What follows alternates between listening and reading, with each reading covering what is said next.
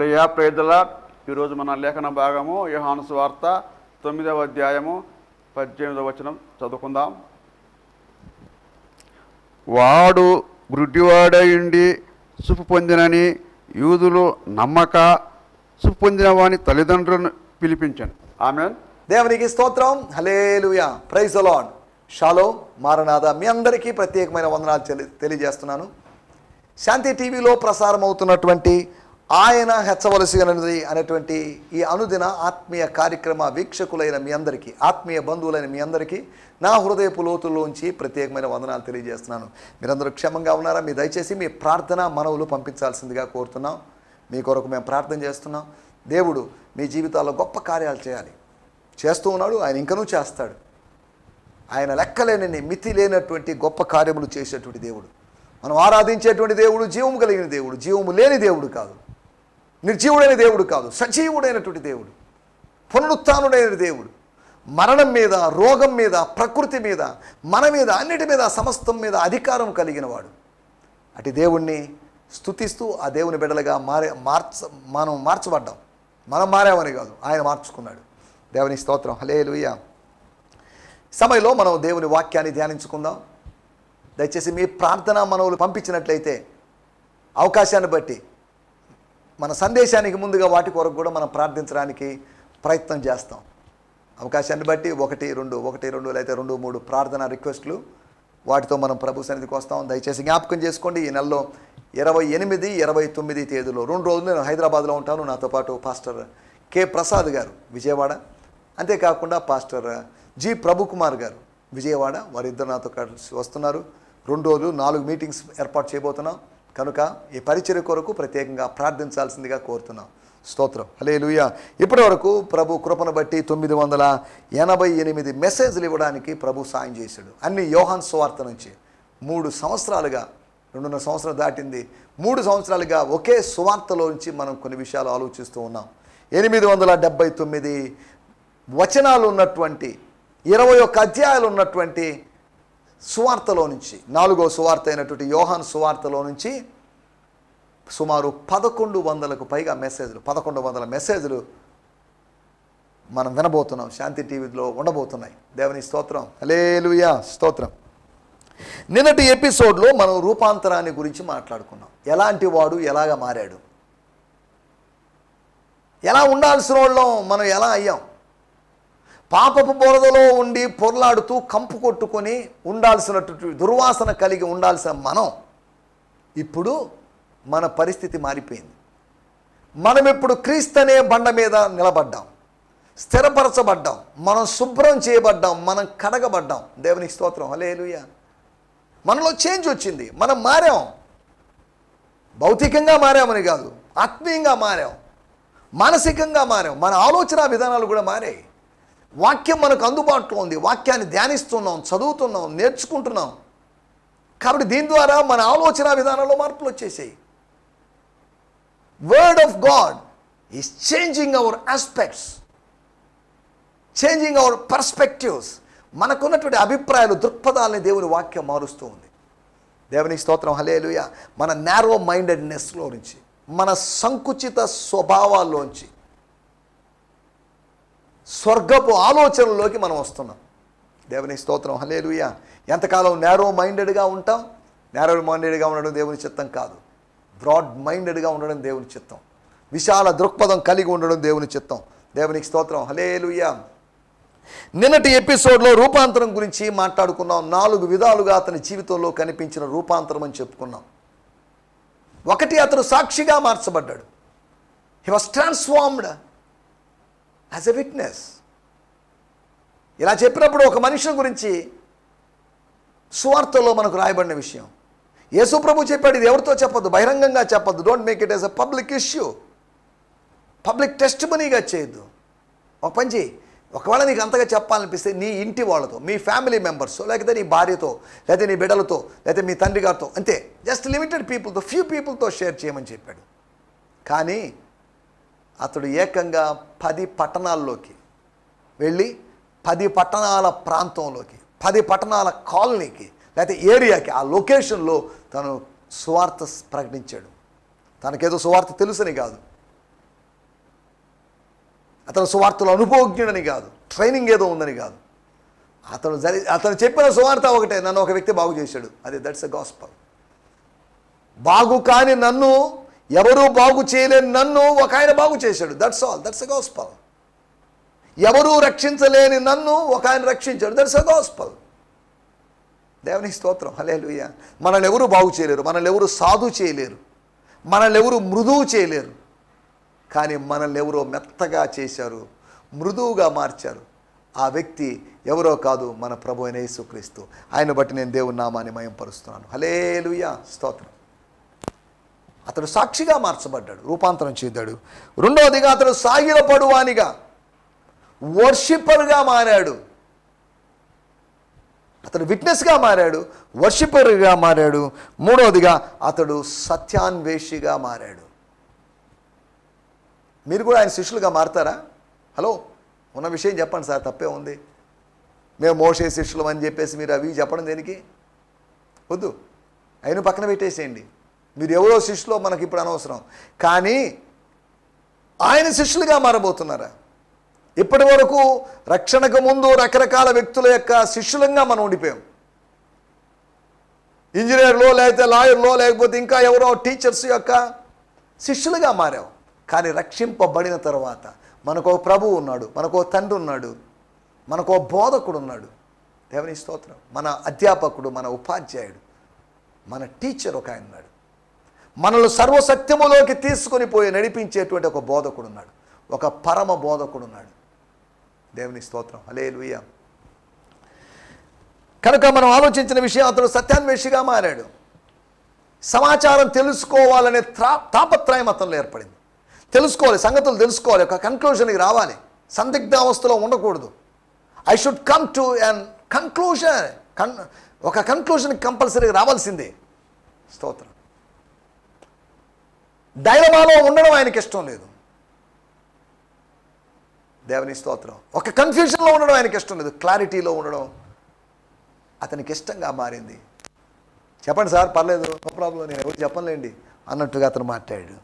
అతడు సత్యాన్వేషిగా మారాడని. అంతేకాకుండా నాలుగవదిగా అతడు బోధకుడు కాదు, ప్రొఫెషనల్ పాస్టర్ కాదు, ప్రొఫెషనల్ ప్రీచర్ కాదు. కానీ నువ్వు బాగా బోధిస్తావా? బోధించాలంటే శిక్షణ ఉండాలని, ట్రైనింగ్ ఉండాలని, థియోలాజికల్ క్వాలిఫికేషన్ ఉండాలని చెప్పేటువంటి వాళ్ళు, ఏదో స్కూల్లో చదవాలను, ఫారిసీస్ స్కూల్లో, school of the Pharisees, school of Sadducees, లేదా ఏదో స్కూల్స్లో చదవాలని చెప్తున్నట్టు వాళ్ళు ఇప్పుడు నువ్వు మాకు బోధిస్తున్నావా? బోధకులమైన మాకే, బోధకులకే బోధకుడిగా మారుతావా? అసలు నువ్వేంటి, నీ బతుకుంది? You are after all a sinner. కేవలం నువ్వు పాపిగా పుట్టినోడివి. ఇవి అతని గురించి తక్కువగా అంచనా వేసి, అతని గురించి నీచంగా, లేతే అతని గురించి వేరుగా అన్యదా భావించి వాళ్ళు మాట్లాడే మాటలు. సరే, ఏదేమైనప్పటికీ వాటిలో కూడా వెళ్ళలేదు. మనం ఆలోచిస్తున్న విషయం ఏంటంటే, ఈ బోధకుని గెటప్ బోధకుని వేషం వేసుకున్నావా? సౌలును ప్రవక్తల్లో ఉన్నాడా అని వాళ్ళు కొంతమంది అడిగినట్లుగా, ఓహో బాగైన గుడ్డోడు కూడా బోధకుల జాబితాలో ఉన్నాడా, వాడు కూడా సాక్ష్యం చెప్తున్నాడా సో అన్నట్టుగా. వాడు ఏదో ప్రవచిస్తున్నాడు కాదు, వాడు ఏదో మాటలు చెప్పాడు, వాడికి తెలిసిన మాటలు, వాడికి దోచిన మాటలు, మీరు చెప్పిన మాటలో, మీ పూర్వీకులు చెప్పిన మాటలో, అతని పూర్వీకులు చెప్పిన మాటలు విని అతనిలో ఏవో కొద్దిగా భావజాలం ఏర్పడింది, అతనిలో ఒక ఐడియాలజీ వచ్చింది, అతనిలో కొన్ని ఆశయాలు ఏర్పడ్డాయి. అవి చెప్తున్నప్పుడు బోధ అంటున్నా, బోధ మాకొద్దు. అతనేం కొత్త ధర్మశాస్త్రానికి వ్యతిరేకమైన మాటలు మాట్లాడడం లేదు. అలా మాట్లాడితే దేవదూషణనో లేదా ఇంకేదనో అతన్ని మళ్ళీ నిందించి దూషించి చేసిండేవాళ్ళు. అతను చెప్తుంది వాస్తవం అని మీకు అర్థమవుతుంది. చదువు లేనోళ్ళు అతను సత్యం చెప్పడని కాదు, చదువు లేనోళ్ళు కూడా సత్యం చెప్పగలరు. సత్యం చెప్పడానికి చదువు అవసరం లేదు, సత్యం చెప్పడానికి థియోలాజికల్ సర్టిఫికేట్ ఏం అవసరం లేదు. అంటే థియోలాజికల్ విద్యకు నేను వ్యతిరేకిని కాదు, కానీ మనం జాగ్రత్తగా గమనించాలి. సత్య బోధకునిగా, సత్యాన్ని గురించి బోధించేవాడిగా, ఒక అనుభవాన్ని బోధించేవాడిగా, నేను చూపు పొందింది, నాకు చూపు వచ్చింది అని నేను అనుకుంటున్నాను అని అనలేదు. నాకు వచ్చిందో లేదో మరి తెలియదు అని కాదు. హీ హ్యాడ్ ఏ క్లారిటీ, అతనికి ఒక స్పష్టత ఉంది. నేను చూపు పొందుకున్నాను. దేవుని స్తోత్రం. నన్ను బాగు చేశాడు, నా కళ్ళు తెరిచాడు. దేవుని స్తోత్రం. హల్లెలూయా. 4వ విషయం, అతడు సత్య బోధకునిగా మార్చబడ్డాడని. అతడు సాక్షిగా మార్చబడ్డాడని, సాగిలపాడువానుగాను, సత్యాన్వేషిగాను, అంతేకాకుండా సత్య బోధకునిగా మార్పు చెందాడని, ట్రాన్స్ఫార్మ్ అయ్యాడని, ట్రాన్స్ఫిగర్ అయ్యాడని. మీ మనసు మారి నూతన మగుట వలన రూపాంతరం పొందండి అనే మాటలు రోమాపత్రిక 12వ అధ్యాయంలో చూస్తున్నాం. మనసు మారితే, ఆలోచన విధానం మారితే, ఆంతర్యపు ఆలోచనలు, మస్తిష్కములోని ఆలోచనలు మారితే అప్పుడు స్తోత్రం మనం సాక్షులుగానో లేకపోతే బోధకులుగానో ఇలా ఉండేటువంటి అవకాశం ఉంది. సరే, దేవుని స్తోత్రం. హల్లెలూయా. ఈ సమయంలో మనం దేవుని వాక్యాన్ని ధ్యానించుకుందాం. యోహాను సువార్త 9వ అధ్యాయము 18వ వచనం. 9వ అధ్యాయం 18వ వచనం. వాడు గుడ్డివాడై ఉండి పొందినని యూదులు నమ్మక చూపు పొందిన వాని తల్లిదండ్రులను పిలిపించి still refusing to believe that the man had been healed and was truly blind from birth, the Jewish leader called for the man's parents to be brought to them. Still refusing to believe. Refuse చేస్తున్నారు, త్రోసేస్తున్నారు. ఒక వాస్తవం ముందు ప్రదర్శించబడుతుంది, వాస్తవం ప్రస్తావించబడుతుంది, అద్భుతము ప్రస్తావించబడుతుంది, సూచక్రియ ప్రస్తావించబడుతుంది. దాన్ని త్రోసివేసేటువంటి, దాన్ని కాదు అనేటువంటి శాస్త్రీయమైనటువంటి ఆధారాలేమి. అతనికి చూపు వచ్చిందండి, కానీ కొంతకాలం, ఒక నెల ఉండొచ్చేమో, 10 రోజులు ఉండొచ్చేమో, తర్వాత మళ్ళీ యథావిధిగా పూర్వపు గుడ్డోళ్ళలాగా అతను మారేటువంటి అవకాశం ఉంది. ఎలా చేసినా ఇతడు బెతస్తా కోనేటి దగ్గరికి రావాలి, ఆ నీటి ద్వారానే స్వస్థత కలుగుతుంది అని వాళ్ళు ఏమైనా రకరకాలుగా చెప్పి ఉండొచ్చు. ఒకవేళ అతను మరలా గుడ్డివాడు అవుతాడేమోనని కూడా ఆశించిన వాళ్ళు, ఎదురు చూసిన వాళ్ళు, ఒకవేళ అతనిలో కూడా నేను మరలా గుడ్డి అవుతాను, ఈ చూపు అనేది శాశ్వతమా కాదా అనేటువంటి సందేహాలు వచ్చేలేదో మరి మనకు తెలియదు. కానీ ఇక రాయబడిన మాటలు, మన టైటిల్ చూడండి, తారాస్థాయికి చేరినటువంటి అపనమ్మకం లేదా అవిశ్వాసం. తారాస్థాయికి, their unbelief reached the peak point. వారి యొక్క అవిశ్వాసము పతాక స్థాయికి చేరుకుంది, క్లైమాక్స్కి చేరుకున్నటువంటి వారి యొక్క స్తోత్రం. హల్లెలూయా. అవిశ్వాసం, their faith reached their climax. Their unbelief లేకపోతే their wrong belief reached the climax. అనగా పిచ్చి ముదిరిందని, పిచ్చి పీక్ స్థాయికి చేరిందని, పైత్యం వచ్చిందని, లేకపోతే ఇలా రకరకాలుగా చెప్పుకోవచ్చు. తారాస్థాయికి చెందినటువంటి, దీని గురించి మనం ఇంతకుముందు ఎపిసోడ్లో కూడా మాట్లాడుకున్నాం. తారాస్థాయికి చేరిన అవిశ్వాసం. తారాస్థాయి అంటే తారల స్థాయి అని అర్థం. తారలు అంటే స్టార్స్ అని అర్థం, నక్షత్రాలు అని అర్థం. నక్షత్రాల స్థాయికి అంటే అంత ఉన్నతంగా, లేకపోతే అంత ఎత్తుగా, అంత హైట్లో, లేకపోతే అంతగా పెరిగినటువంటి అవిశ్వాసం అని అర్థం. తారాస్థాయికి చేరినటువంటి అవిశ్వాసం. Unbelief at its climax, unbelief at its last stage. సరే, దేవుని స్తోత్రం. హల్లెలూయా. లేలుయా. 9వ అధ్యాయం 18వ వచనం వాడుక భాషలో కూడా మనం చదువుకుందాం. స్తోత్రం. ఇదివరలో గుడ్డివానిగా ఉన్నవాడు ఇతడేనని ఇప్పుడు అతనికి దృష్టి వచ్చిందని అతని తల్లిదండ్రుల్ని పిలువనంపి దాకా యూదులు నమ్మలేదు. అంతే, తల్లిదండ్రులు వచ్చేదాకా, తల్లిదండ్రులు చెప్పేదాకా నమ్మకం కుదరలేదు, నమ్మకం స్థిరం కాలేదు. బాగయ్యాడు, బాగా కాలేదంటే ఆర్గ్యుమెంట్స్ వచ్చాయి. బాగయ్యాడు, బాగా కాలేదు ఆయన డైలమాలో ఉన్నారు. బాగయ్యాడని కొంతమంది, బాగా కాలేదని కొంతమంది, చూద్దాం అయినా ఇది ఎంతకాలం ఉంటుందో అన్నట్టుగా ఇంకా కొంతమంది. ఇలాగ రకరకాల పరిస్థితులు ఉన్నాయి అక్కడ.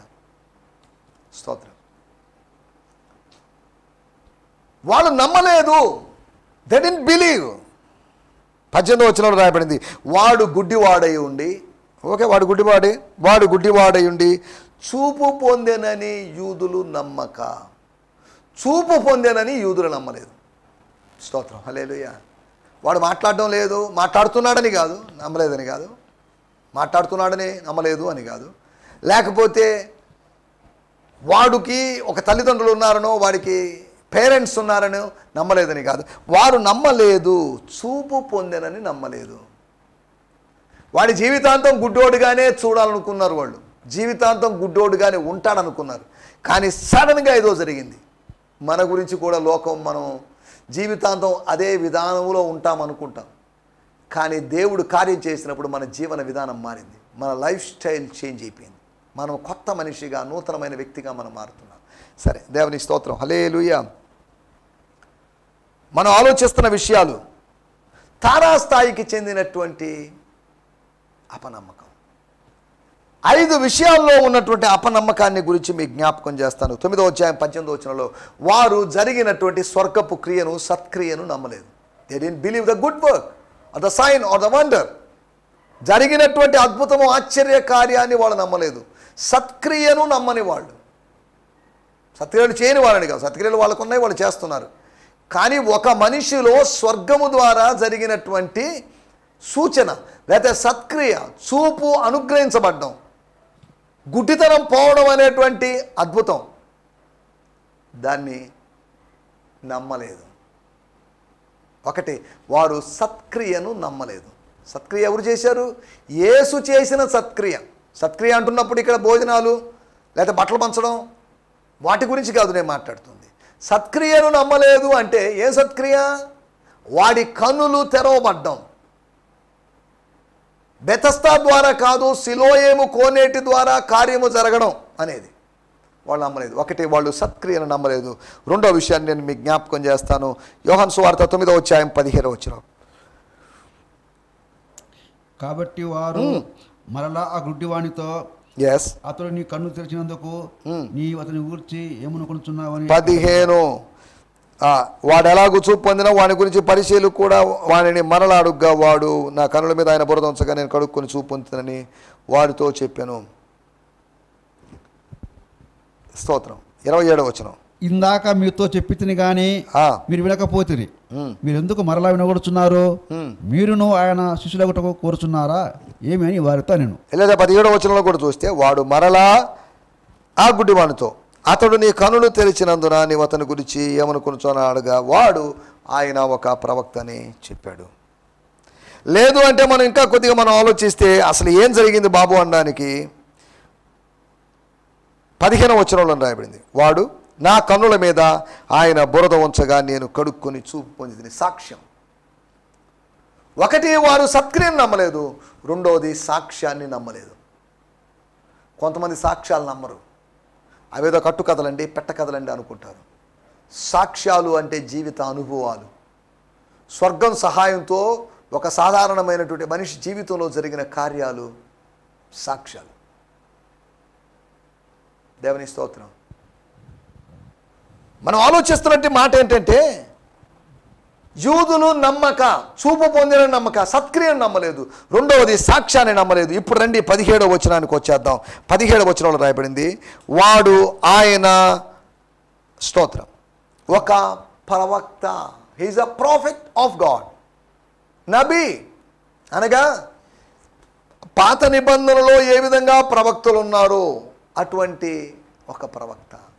అయ్యా నీవు ప్రవక్తవని ఎరుగుదును అని సమరయ స్త్రీ చెప్పినట్లుగా, అగబూస్ అనేటువంటి వ్యక్తి లాంటి ప్రవక్త అనే అటువంటి వ్యక్తి అని కాదు, అగబు లాంటి వ్యక్తి అని గురించి అతను చెప్పింది కాదు. అగబు అనే వ్యక్తి ఈ అందులైన వ్యక్తికి, చూపు పొందిన వ్యక్తికి తెలుసో లేదో కూడా మనకు తెలియదు. ఫిలిప్పు యొక్క 4 కుమార్తెల్లాగా ప్రవక్తులు. అనగా ప్రవక్త అనడానికి నేను ఇలా మాటలు చెప్తున్నాను, ఆయన చెప్పిన మాటలు. మూడవది, అతని యొక్క సదభిప్రాయాన్ని, అతని యొక్క గుడ్ ఒపీనియన్ని, ఒక మంచి అభిప్రాయాన్ని వాళ్ళు రిజెక్ట్ చేశారు, నమ్మలేదు.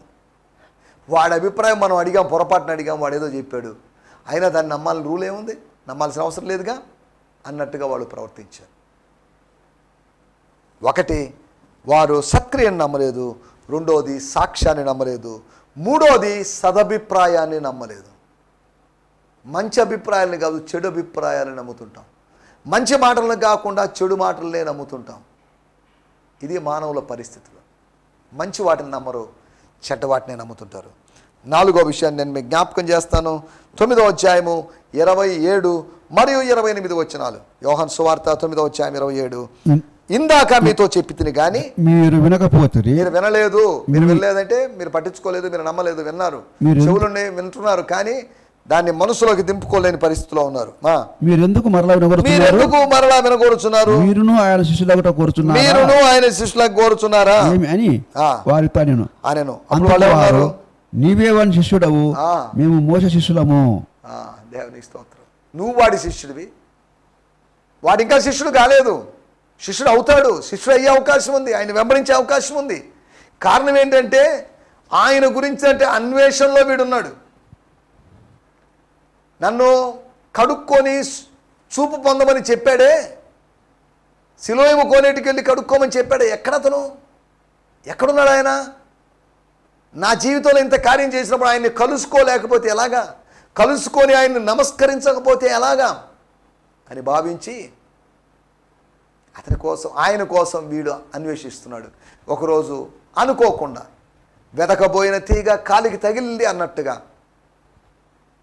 యేసు అతన్ని కలుసుకున్నాడు. Praise God. అనుకోనటువంటి గడియల్లో యేసు నిన్ను కలుసుకుంటాడు. అనుకోనటువంటి గడియలో ఆయన మన కోసం మధ్యాకాశానికి వస్తాడు, రెండో రాకళ్ళు వస్తాడు. దేవుని స్తోత్రం. హల్లెలూయా. వాళ్ళు అంటున్నారు, మాకు ఒక గురువు ఉన్నాడు, మాకు మోషే శిష్యులం. మేము మోషే మా గురువు అని కాదు, మోషే ఎప్పుడో చచ్చిపోయాడు. మేము ఏమన్నా చెప్పుకోవాలంటే మోషే శిష్యులం అని చెప్పుకుంటాం, కానీ వాని శిష్యులం కాదు, యేసయ్య శిష్యులం కాదు, మెస్సియా శిష్యులం కాదు, యెషూవా మెస్సియా శిష్యులం కాదు అని వాళ్ళు అంటున్నారు. నువ్వైతే వాడి శిష్యుడు అంటున్నారు. నాలుగో విషయము, శిష్యరికాన్ని వాళ్ళు నమ్మలేదు. ఆయనేంటి, ఆయన మా గురువు ఏంటి, ఆయన దగ్గర శిష్యరికం చేయడం ఏంటి, నో దట్స్ రాంగ్, మాకు ఇష్టం లేదు, మాకు నచ్చలేదు అన్నట్టుగా వాళ్ళు బిహేవ్ చేశారు. శిష్యరికాన్ని నమ్మనటువంటి ప్రజలు, యేసు దగ్గర శిష్యరికం చేయడాన్ని, యేసు దగ్గర శిష్యరికాన్ని చేయడాన్ని ఏమాత్రం ఇష్టపడని ప్రజలు. యేసుకు అనేక మంది శిష్యులు ఉన్నారు, 70 మంది శిష్యులు ఉన్నారు ఒక సందర్భంలో. ఇప్పుడు ప్రపంచంలో ఆయనకు వేల మంది, లక్షల కోట్ల మంది ఆయనకు శిష్యులుగా ఉన్నారు. యేసు శిష్యులు, ద డిసైపుల్స్ ఆఫ్ జీసస్. సంఘములో ఉండేది యేసు యొక్క శిష్యులే. సంఘ సభ్యులైనప్పటికీ, సంఘ విశ్వాసులు కాదు, సంఘ సభ్యులు. సంఘ విశ్వాసులు అంటుంటారు, సంఘ విశ్వాసులు కాదు, చర్చ్ బిలీవర్స్ కాదు, వాళ్ళు క్రైస్ట్ బిలీవర్సే. కానీ నా విశ్వాసులు అని పాస్టర్ అంటాడేమో, వాళ్ళు పాస్టర్ విశ్వాసులు కాదు, వాళ్ళు యేసు విశ్వాసులు. కాపరి విశ్వాసులు కాదు, ప్రధాన కాపరి అయినట్టు ప్రభు యొక్క విశ్వాసులు. చర్చ్ మెంబర్సే కానీ వాళ్ళు చర్చ్ బిలీవర్స్ కాదు. దేవుని స్తోత్రం. హల్లెలూయా. వాళ్ళు శిష్యరికాన్ని నమ్మలేదు. వాళ్ళు ఒక మోషే గారి శిష్యరికం, మోషే దగ్గర శిష్యరికం చేయడం దాన్ని నమ్మారు. ఆ ఓల్డ్ టెస్టిమెంట్ డిజైపుల్షిప్ స్టైల్ని నమ్మారు, కానీ న్యూ టెస్టిమెంట్ డిజైపుల్షిప్ స్టైల్ని వాళ్ళు నమ్మలేదు. స్తోత్రం. తర్వాత మనం ఆలోచిస్తున్నాం, చివరి విషయాన్ని నేను మీకు జ్ఞాపకం చేస్తాను. యోహాను సువార్త 9వ అధ్యాయము 34వ వచనం. అందుకు వారు నీవు కేవలం పాపివై పుట్టినవాడవు, నీవు మాకు బోధింపవచ్చితివా అని వానితో చెప్పి వానిని వెలివేసిరి అనగా వానిని వీధిలోకి నెట్టివేశారు. ఏం జరిగింది, అసలు ఏంటి, కారణం ఏంటి? 22వ వచనంలో రాయబడిన మాట, వారి తల్లిదండ్రులు యూదులకు భయపడిపోయి అలాగ చెప్పిరి. ఎందుకనినా ఆయన క్రీస్తు అని ఎవరైనాను ఒప్పుకొని ఎడల వాని సమాజమందరి నుండి వెలివేతమని యూదులు అంతకు మునుపును నిర్ణయించుకుని ఉండేది. ఇప్పుడు కాదు, అంతకుముందు ఎప్పుడో డిసైడ్ చేసుకున్నారు. ఒక చట్టాన్ని, చిన్న చట్టాన్ని తయారు చేసుకున్నారు. న్యూ జీవోని పాస్ చేయాలనుకున్నారు. వాళ్ళు ఒక నిర్ణయానికి వచ్చారు, వాళ్ళ నిర్ణయానికి భయపడిపోయారు. సన్హెద్రిన్ సభ లేకపోతే సినగోగు వారి డెసిషన్కి భయపడిపోయినటువంటి తల్లిదండ్రులు, తమ కుమారుణ్ణి కాపాడుకోలేకపోయినటువంటి తల్లిదండ్రులు. సరే, అతనికి ఏదో జరిగిందని కాదు, మనం ఆలోచిస్తున్నటువంటి 5వ మాట, వాళ్ళు అతన్ని నెట్టివేశారు, త్రోసివేశారు, సభ్యత్వాన్ని తొలగించినట్టుగా ప్రవర్తించారు. యు ఆర్ డిస్మిస్డ్ అన్నట్టుగా ప్రవర్తించారు, వెలివేశారు, అతన్ని బయటికి పంపించేశారు. 5వది, అతని సభ్యత్వాన్ని వాళ్ళు నమ్మలేదు. వీడు సభ్యుడిగా ఉండడం వల్ల పెద్ద ప్రయోజనం ఏంటి? వీడు మెంబర్గా ఉండడం వల్ల ప్రయోజనం ఏంటి? ఈ రోజులో కూడా కొంతమంది పోయేవాళ్ళు పోనివ్వండి అని కొంతమందిని నమ్మడం లేదు, కొంతమందిని నిలుపుకోలేకపోతున్నారు. కొంతమందిని నమ్మితే కొంతమందిని నిలుపుకోగలం, నమ్మకపోతే నిలుపుకోలేం. పొలంలో దేవుని సేవలో న్యాయాధిపతిగా చేయాల్సిన పరిచర్యలో దేవుడు గిద్యోను నిలుపుకున్నాడు. కారణం గిద్యోను నమ్మాడు. గిద్యోను దేవుడు నమ్మాడు, ఓకే. దేవుడు అతన్ని నమ్మదగిన వాడిగా ఎంచాడు. అతడు పిరికివాడని అతను అనుకుంటున్నప్పుడు, అందరూ అనుకుంటున్నప్పుడు దేవుడు అతన్ని దేవదూత ద్వారా పరాక్రమము కలిగిన బలాఢ్యుడు అని పిలవడాన్ని మనం చూస్తున్నాం. 5వ విషయం, అతని సభ్యత్వాన్ని నమ్మలేదు. అతను అవసరం లేదు, తన సభ్యుడిగా ఉండడానికి వీలు లేదు అన్నట్టుగా వాళ్ళు ప్రవర్తించారు. నా మాటలు నేను ముగిస్తున్నాను. వాళ్ళు సత్క్రియను నమ్మలేదు. 2వది వారు సాక్ష్యాన్ని నమ్మలేదు. 3వది సదభిప్రాయాన్ని నమ్మలేదు. 4వది శిష్యరికాన్ని నమ్మలేదు. 5వది వాళ్ళు అతని యొక్క సభ్యత్వాన్ని, మెంబర్షిప్ని ఏమాత్రం నమ్మలేదు. దయచేసి తల్లొచ్చండి, కళ్ళు మూసుకుందాం, చిన్న ప్రార్థన చేసుకున్నాం. ప్రార్థన. పరిశుద్ధుడమైన మా దేవా, మహోన్నతుడా, మహాగణుడా, మీరు మాకు వినిపించిన మాటల కొరకై మీకు వందనం చేస్తున్నాం. యూదులు తారాస్థాయికి చెందిన, పతాక స్థాయికి చెందినటువంటి యూదుల యొక్క అవిశ్వాసాన్ని గురించి, వాళ్ళు నమ్మనటువంటి 5 విషయాల గురించి మేము మాట్లాడుకున్నాం. వాళ్ళు సత్క్రియను నమ్మలేదని, సాక్ష్యాన్ని నమ్మలేదని, సదభిప్రాయాన్ని నమ్మలేదని, శిష్యరికాన్ని నమ్మలేదని, సభ్యత్వాన్ని నమ్మలేదని మేము ఇలా 5 విషయాలు ఆలోచించడానికి మీరు మాకు జ్ఞానాన్ని అనుగ్రహించారు, మీరు మాకు తలంపులు అనుగ్రహించారు. అందరి బట్టి మీకు వందనం చెల్లిస్తున్నాం. ఈ మాటలు విన్నట్టు ప్రతి వ్యక్తిని మీరు పేరు పేరున మీరు దీవించండి. వాక్యం నుంచి ఇంకా లోతైన విషయాలు గ్రహించడానికి వారి యొక్క నా యొక్క మనోనేత్రములు తెరవమని, మీ కార్యము జరిగించి మేలు చేయమని యేసుక్రీస్తు నామములోనే ప్రార్థించడుగుతున్నాం పరమ తండ్రి. Amen, amen, amen. దేవునికి స్తోత్రం. మీ అందరికీ వందనాలు. ప్రభు మమ్మల్ని దీవించునుగాక. ప్రభుచితమైతే రేపు ఉదయకాలం శాంతి టీవీ ఛానల్లో ఉదయం 8 గంటలకి ప్రసారమయ్యేటువంటి కార్యక్రమంలో కలుసుకుందాం. అప్పటి వరకు దేవుడు మనందరినీ నడిపించి బలపరచునుగాక. హల్లెలూయా. స్తోత్రం, స్తోత్రం. ఈ సందేశము మీకు ఆశీర్వాదకరంగా ఉందని నమ్ముచున్నాము. ప్రార్థనా అవసరతల కొరకు మమ్మల్ని సంప్రదించవలసిన మా చిరునామా గిద్యోన్ మిషన్ చర్చ్, 6వ వీధి, శాంతినగర్, నెల్లూరు 4, ఆంధ్రప్రదేశ్. పిన్ 524004.